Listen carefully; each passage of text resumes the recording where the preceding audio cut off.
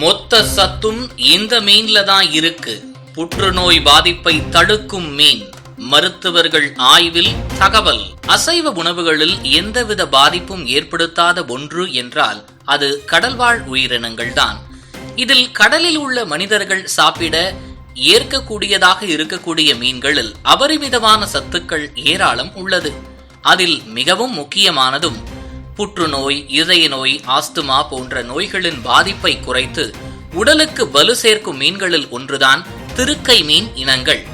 இந்த திருக்கை மீனை வாரத்தில் ஒரு முறை சாப்பிட்டு வந்தால் ஏராளமான நன்மைகள் உடலுக்கு கிடைப்பதாக மருத்துவர்கள் தெரிவிக்கின்றனர்.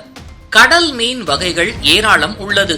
ஆனால் மற்ற மீன்களை காட்டிலும் தோற்றத்தில் வித்தியாசமாக வட்ட வடிவத்தில் தட்டு போன்ற உடலமைப்பை கொண்டு நீண்ட வால் உடைய மீன் இனமாக திருக்கை மீனில் அதீத மருத்துவ குணங்கள் இருப்பதாக கூறப்படுகிறது.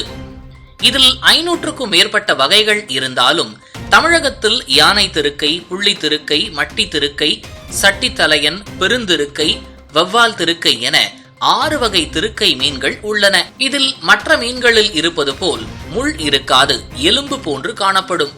செதில்கள் கிடையாது, மண்ணில் புதைந்து வாழக்கூடியவை.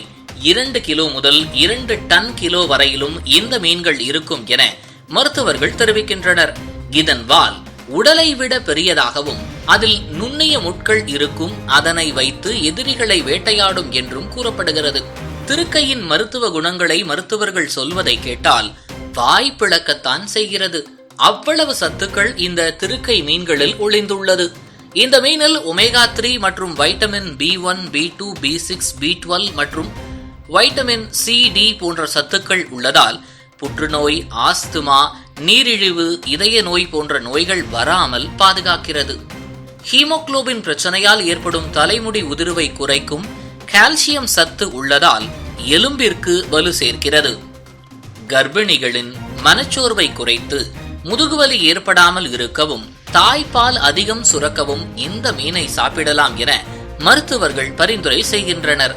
மேலும் மூளையின் ஆரோக்கியத்தினை மேம்படுத்துகிறது என்றும் புரத சத்துக்கள் அதிகமாகவும் கொழுப்பு குறைவாக இருப்பதால் மாரடைப்பு, பக்கவாதம், அஜீரணம், அழற்சி போன்ற பாதிப்புகள் ஏற்படுவதை தடுப்பதற்கு பேருதவியாக உள்ளது என்றும் கூறுகின்றனர்.